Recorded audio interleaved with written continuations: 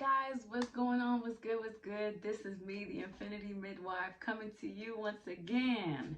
I hope y'all are taking care of your minds, your hearts, and your whole being. I was inspired to talk about something because, as you know, I am still ongoing with the collective shadow. And one of the things that I have not really talked about is toxic femininity. And I know that it needs to be talked about because as we are stepping out of that era of bondage, we are coming into that era of authority, individual authority, and how it looks like, individual empowerment. And so if you've watched several of my previous videos, I do talk heavily on what is toxic masculinity, how does it present itself in our lives, the imbalances that was created during that era of bondage, and what we need to do to step away from that. But I have not really talked about, I did speak on it briefly in probably one of my previous video, but I did not talk about it, and that I need to talk about it because I feel like it's important. Now, one thing I just want to clear up, okay? When we do talk about toxic masculinity, it does not only, I'm not only speaking to men. I'm talking about everybody. So everybody that has been going through that era of bondage, right? Dating back to, we can probably say the last 2,000 years, okay? Or maybe even maybe before that. But let's just start from, you know, from the, let's just say from the moment monotheistic religion started to come into acknowledgement, okay? So let's just say about 2,000 years, okay? So once we started stepping in that era of bondage, toxic masculinity, or the way people went into bondage, was applied on both individuals. So it was applied on feminine, so woman. It was also applied on men. It was applied on everybody, okay? So the imbalance that was created during that era of bondage was applied onto women. It was also applied onto men, but in various ways, okay?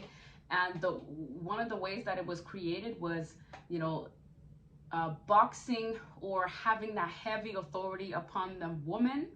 So how are women going to be able to dress? How are they going to be able to relate? How are they going to be entering marriage? How we're going to dispose of her last name?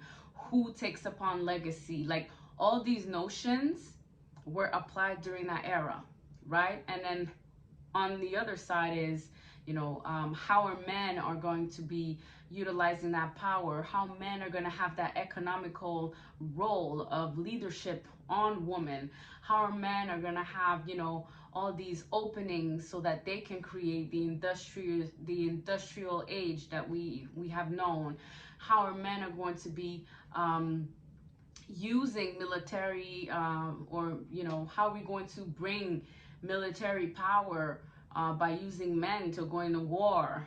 You know, how are we going to build these different power structures with men leading or men in management positions? All of this was part of that era of bondage, and it created just as much of imbalances for men that it created for women. Okay, so when I talk about toxic masculinity, I'm talking about imbalances created on an individual level. So you as a woman could have behaved in a way where you were heavily utilizing your toxic masculinity in order to you know, live in this world that we live in. And you could have also been neglecting your feminine aspect of self, making it even more toxic, or just ignoring it and then making it absent, right, out of your life. So when I talk about toxic masculinity, I'm not just referring to how men conducted themselves during that era. I'm also talking about women, and that's important That's important to understand, because we are individuals that are comprised of masculine essences and feminine essences. Okay, so that I just needed to clear it out, so that you don't think that when I'm talking about toxic masculinity, I'm only directing my message towards men. No, I'm talking about all and every individuals, every generations that went through that era of bondage were acting mostly out of over empowerment of what masculinity was, right? So by boxing, or by having this over empowerment over what femininity is or was during that era, created an imbalance of power for, you know, people to act on their masculinity, therefore becoming even more toxic. Now, when I say toxic femininity, what does that mean, and what does that look like? It means, and it looks like, that during that era of bondage, individuals, whether you're man or woman, were ignoring their feminine aspect of self, right? So for boys, they couldn't show emotions. You can't cry. Men don't cry. Men are not in touch with their emotions. So they become emotionally unavailable. They become, they're not cared for. They're not nurtured, right? So we take away, or we strap their feminine essence by, you know, through education, through culture, through societal norms, right? We take away all that feminine essence out of men, right? We tell them that they're not in touch with their emotions, that they can be violent, that they can be aggressive, that they can't communicate, they're savages, they can do the hardest jobs ever, like they're just beasts that needs to be tamed, okay? Because we remove that essence of what is femininity, and they are totally devoided from it, right? They don't have access to it. So we can even go a little further and say that when the feminine essence is being being ignored on an individual level, it will create men that are emotionally unavailable, that are not nurturing, that are not caring for themselves and others around them. And it will also create women, right? Women who are not nurturing, who are not caring, who are not, who are also very much becoming like men, okay? Because they're gonna feel that suppression, right? They cannot, they cannot express themselves fully, or they need to express themselves in certain, situations, circumstances. There's a place and time for women to speak. There's a place and time for women to be seen. Women are not sexual beings.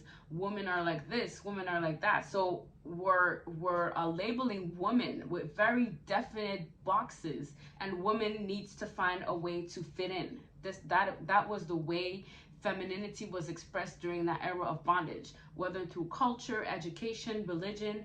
Women needed to fit a certain box that was still upheld by a very toxic masculine authority, ruling and and deciding on how femininity is going to be expressed throughout those various social constructs. Okay, so what does that happen? So when you have cultures, traditions, religions where there are, they're devoided, is that the term? Devoided of their feminine essence, you will find a lot of imbalances, especially in religion. You will find that, a lot of text or a lot of books are going to talk about how women have access to heaven when they submit to their man, or when they totally conform to a certain way of being. They have to be good wives. They have to, take care of their homes. Very traditional, where women are very much in the home, and then men are, very much external of the home. So that, again, it was societal programming where women needed to fit certain boxes. Now, having that overpower over a woman or femininity during that era of bondage, what did that do? What kind of repercussions that had over women? So you found that practices where women had, let's say, where, you know, we needed to cut all forms of feminine expressions out of women, right? So women needed to be suppressed in terms of speaking out their voices. Women needed to be suppressed in terms of how they dress, how they show their bodies, how their bodies need to be maintained in a certain way. In various cultures, traditions, education cultures, we can see that all around the globe, how women were told to dress a certain way, to speak a certain way, to talk a certain way, to live life a certain way, to marry a certain way, to be in relationship a certain way. Like everything was dictated as to how and what femininity was, looked like, and needed to be. Okay, and in doing that, suppressed a lot of what femininity really is, right? So when we say that, you know, during that era of bondage, what was really destructive to women and to men, you know, was that women were not entitled to pleasure. They were not entitled to sexual pleasure. They were not entitled to it. It was the men, right? Men were known as cheaters. Men were known as beasts, sexual beasts. Men were known as, you know, upholding that level and that need, that extreme need of being heavily sexual. So women needed to go and follow the same trend, right, as to what was conceived normal for women to be, right? Like if you were to express yourself as being a sexual or having sexual needs, then you would be demonized. You would be looked upon as a hoe, a slut, whatever have you, a woman of the streets. So all these things were coming, they created a lot of toxicity. And that's why you have practices where, again, female mutilation were one of the practices where it conditioned women to stray or to not want to know what is femininity, what is the feminine essence. So every time you'd have women come together talking about, you know, their femininity and how they would express it, whether it's through poetry, through using your voice in various ways, or your arts, it was deemed very much of the devil, or it was deemed, you know, you need to marry, have children, you can't be an artist, you can't be a journalist, you can't be a writer, you can't be a singer. Like all these things were looked upon as, you know, deviant, right? Deviant woman. And if you didn't marry before a certain age, or if you didn't have children before a certain age, you were looked upon as being deviant, right? So all these suppressions, all these rules of conduct that was done onto women, female mutilation, other traditions that were marrying little girls into forced marriage at a very, very early age, where women were put in boxes, where they were conditioned to walk a certain way, walk a certain path. That created a lot of abuse, where men would overpower women. There was abuse going on. There was a lot of violence. There was a lot of there was a lot of bullying upon women. There was a lot of things happening where women would become so suppressed and so put into a box that they were in turn become non-caring towards their children, towards their own selves, and then towards their children, right? Their own hair. They would want their daughters to fit that same model, and if the daughter would stray away from the same rule of conduct, then the mother would turn against her own daughter. So you had a lot of dynamics where imbalances were created upon women, and then women in turn, because they were again stripped away from their own feminine essence and how it could be expressed, would in turn repeat the same behaviors with their children. So they would repeat the same traditions, the same culture, the same education, the same culture, the same religion, where they would want to strip the same feminine essence from their children. So from the boys and from the girls. So they would be very strict with the boys, and then in turn with the girls, they would want the girls to fit a certain model that was given upon them. And so what did that create? That created a lot of suppression for women, and it also created a lot of toxic femininity, because women had to deal with abusive husbands, right? They could not divorce. Women had to deal with bullying if they were ever to want to work outside of the home. Women would be looked down upon if they didn't want to marry, or if they were out of, you know, if they didn't have any children after a certain age. Like, there was all these suppressions that were put upon women, and in turn, what did that do? It created women that would be marginalized, right? They would live, you know, we would call them witches, you know, or they would have their, you know, they would start doing things where they would find comfort in being with themselves, and alone with themselves and other women. And it would also create another strand of women that would turn against women that were marginalized, right? So there was kind of like two categories of expressions of femininity that unfolded from that era of bondage. You had women that were totally being marginalized because they didn't want to follow, they didn't want to be in line of, you know, the whole trend of, or, you know, in bondage in a way. They wanted to be free, right? And then you had women that went with the bondage and recreated the same abuse on their children, on themselves. They created the same traditions that were, you know, that was basically passing on the same bondage, right? The same traumas, the same hurt onto their children. Okay, so what did that created? It created toxic femininity, especially now, in the most recent times, where you find a lot of women are being put in position of power, and in turn it creates this abuse of power. We talk today about, you know, we do talk about abuse, verbal abuse, you know, abuse in relationship dynamics. But you will also find that women today you will find toxic femininity in terms of women being, because they were hurt, they turn around and then they hurt the one that they love. They will do it with their husbands, they will do it with their friends, they will do it with their own children. So you will find these hurt women, or this strand of hurt women, right? This intergenerational trauma strand of hurt women, because they went on with the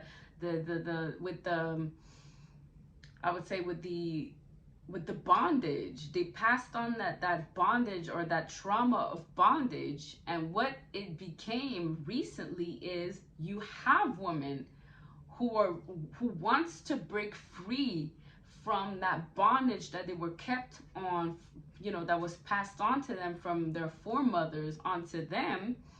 But because they're not healing, or they don't want to heal, or they have not started the process, they will in turn become very abusive. You will find women who are verbally abusive to their husbands. You will find women that will put down their men. They will criticize their men all the time. You will find that women will be very hurtful towards their children. They're emotionally absent for themselves and their children. You will find that women have all kinds of imbalances on a physical level, mental, psychological level, because they are hurt and they have not started the process of healing. So that will create a lot of womb imbalances. So you will find women that have womb imbalances being very much in their toxic femininity, because again, they are hurt, and they will they will express it through toxic masculinity, because they will be abusive towards others. They will hurt others. They will neglect themselves and neglect others, right? And then, so that was what was created during that era of bondage with woman, okay, or with toxic femininity. And then those that were abused, so women who were abused, women who were victimized, women who were on the other end of receiving the violence, they also became used to being violated, being abused, being the martyr, and walking with those heavy burdens to carry. So when you are in one or either or the other position of being the victim or being the victimizer, it's again, you're still in these two extremes, right? Because the healing process has not started. But once you let go of the narrative of being the victim, you have to start healing, right? You have to go back to your childhood where, those original sins were created. And therefore, once you start healing that, you can come out of that narrative and change the story so that it fits, the evolutionary process of where you are headed in your healing journey. Same for women who are victimizers, who are abusers, who are hurting other women and other men. We don't really talk about it, but I feel like a lot of, I think that one thing that society upholds so much is the idea that women are only victims and men are only the victimizers, the abusers, and women are the abused. Which, if we look at the stats, we will find that yes, that is what is being upheld by society. But I feel like it's not the only narrative that can be on display. There is a reason why it's that major narrative that men are the abusers and women are the abused is on display, is to, I believe, is to heal, right? One aspect of intergenerational trauma that was really much heavily blatant and very much heavily integrated in that era of bondage, right? But I also feel that one of the other imbalances that was created and that we can find through the movement or through the feminism movement is that you will find a lot of men today who are abused by women. And abuse, yes, it can look very physical, with the violence, the physical violence, but then there is also verbal abuse. When you're constantly criticizing someone by saying that he isn't doing enough, he's never present, he's never doing this, he's never doing that, like you're always constantly putting him down, that will have an effect as well on his confidence, on his self-esteem. So verbal abuse is very much, we don't really talk about it, but women will verbally abuse their spouses or their partners or their children. And they can also do it through emotions, right? Emotionally withdrawing from their man because something was not given onto them, or with so there are all kinds of tactics here where the abuser can be the man or woman, right? And we need to stray away from the construct that it's only the man who abused and it's only the woman that is on the receiving end of of being the abuser. I feel like it can be either or. And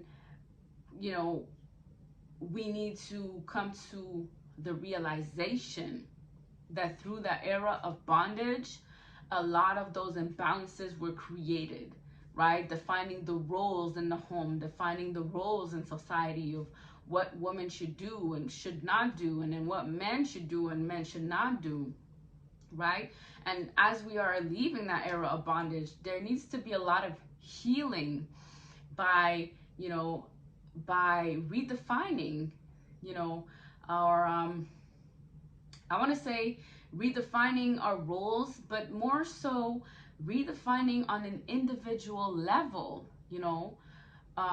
because I feel like as we are stepping away of that era of bondage where there was this one authority giving instructions to culture, through education, through religion, giving, you know, instructions on how, you know, roles, gender roles, how women and men should be, like all these things, we're leaving that behind. So I feel like a lot of things needs to be redefined on a very personal, individual level. So let's say, for instance, you're doing your healing, you're on your healing journey, and then you meet someone who is as well on his or her healing journey. Y'all can come to an agreement that you will redefine how your relationship will look like, how, you know, the roles in the house will be, like what parenting will looks like. I mean, it's really like, it's really just about redefining everything and anything that corresponds or that is in alignment with, you know, your talents or your you know, redefinition of self. So let's say, for instance, you're, you know, you're a man, you enter in a relationship with a woman where, you know, you guys are redefining everything because, you know, y'all have come into acknowledging what you are, the authority upon self, the individual power, or the individual authority. So now you are in a position where you can redefine everything as to how, you know, your household will be run, who is going to do what is going to be, you know, the goals, what are you guys coming together to accomplish, what are your mission together. So I feel like, yes, there is going to be power in recognizing first, and that is absolutely crucial. When you get through that healing journey of self and you embrace both, you know, you heal both your masculine and feminine essence, and you come into union with self, and you acknowledge your power, you acknowledge your talents, you acknowledge your gifts that was bestowed upon you. I then feel that when you enter into a relationship, everything needs to be again redefine, right? Because we're straying away from the old ways of doing things.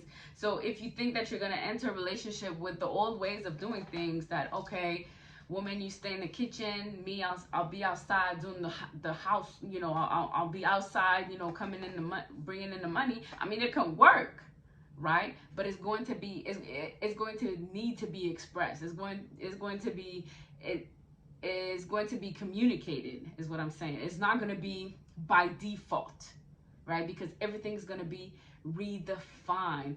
The construct, the way, the dynamic in the house, how you guys are going to relate, love language, you know, how are you guys expressing to one another, your boundaries. All these things are going to need to be redefined as we step into this new era, right? So I think that I needed to clear that out of what is toxic femininity, because again, toxic femininity is a string or a strand, right? Toxic femininity is a string of toxic masculinity, all in all, right? And if we can acknowledge that, we can then say that, you know, the imbalance was created from suppressing the feminine, and in turn created marginalized expressions of femininity, and then also expressions of femininity that was heavily rooted in bondage or slavery.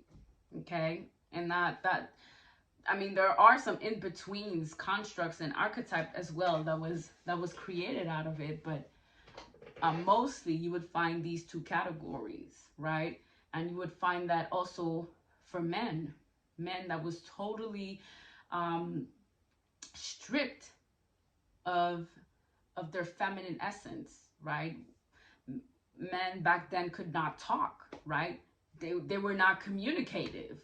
You know, they couldn't express what they were going through because it was a social construct, or it was a social norm of how men needed to behave in a home. Men don't talk. You don't go to your man to talk. They can't talk. They can't communicate. They're beasts, right? They need to have their cave, and there you go. No. So again, as we are on a healing journey, things are going to need to be redefined. That's what I'm saying. As you are going through your individual journey, it is very important that you come clear into the things that will work for you, will not work for you. And then when you are ready to go out into the world, even relationships, I don't want to talk too much about it, but like, yes, there are open relationships. There are, open marriages. There are polygamy, polyandry, polyamory. There are so many other ways of relating. But I feel that before we even get to that next level of unconditional loving, I feel that we need to focus more so on what the individual power or individual authority looks like.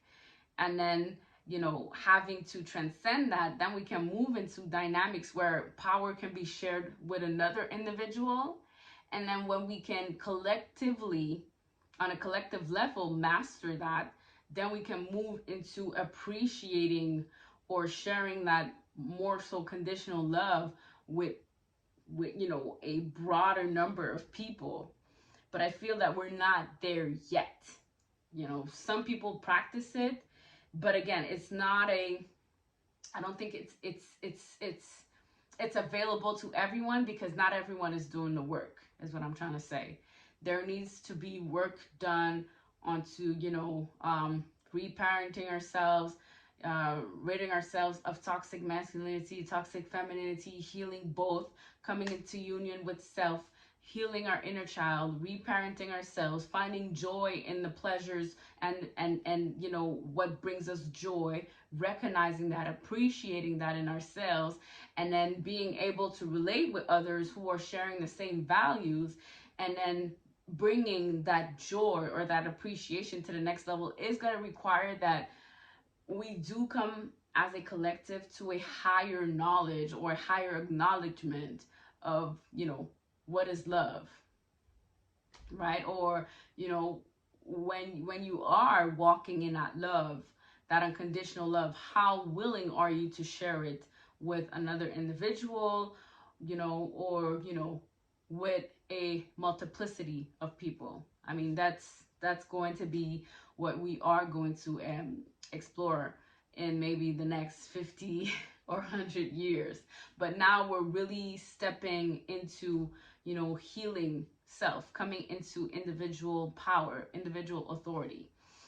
Okay, so on that note, you guys, I hope it was helpful. I hope you can have a more clear vision of what is toxic femininity, toxic masculinity. It is not based upon gender. It's more so because we are built of both essences.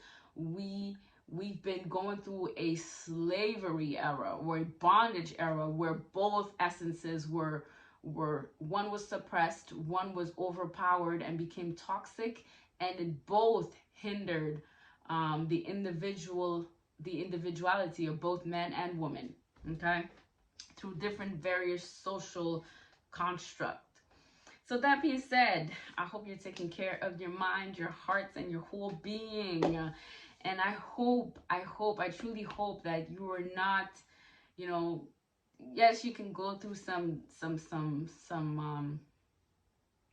you can go through some difficult times, and it's okay. Like, we all go through them at various times in our lives, but you're not alone. You're seen, you are loved. If nobody told you, I love you. And just know that you're not alone. Okay, reach out if you need to reach out. On that note, you guys,